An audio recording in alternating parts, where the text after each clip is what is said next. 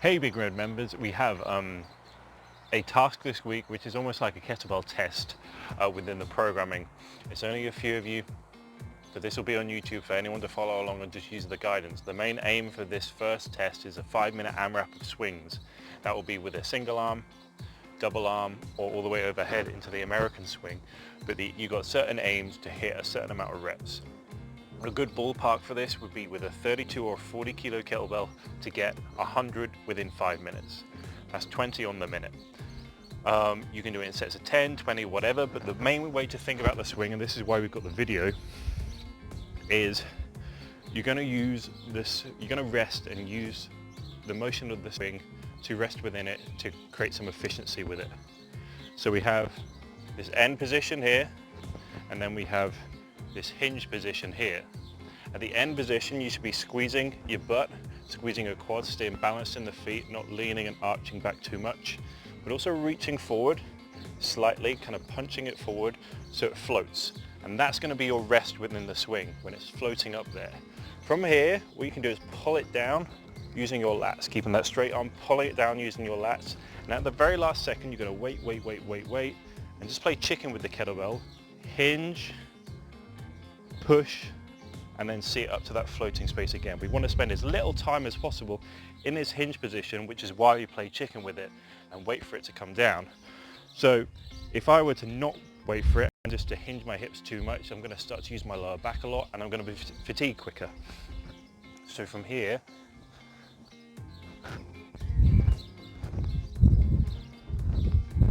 I'm loading up my hips a little bit early, and it's kind of pulling me with it.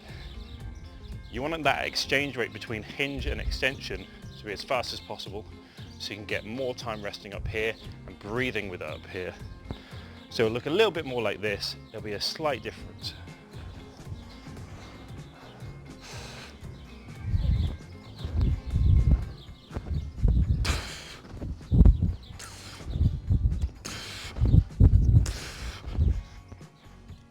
So it's much faster on the back end, floats a little bit more at the top. We have a slightly better rest in this floating area and less pressure at the back here. The second part of that kettlebell assessment or test is the Turkish get-ups, which is another 5-minute AMRAP. The aim is around 10.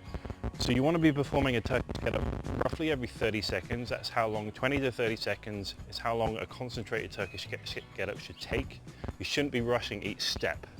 So, I mean, I won't demonstrate with the kettlebell, that'll be a bit obscene and a bit difficult, but I want you to hit every stage of the Turkish get-up before shifting onto the next one, so there's no skipping through them.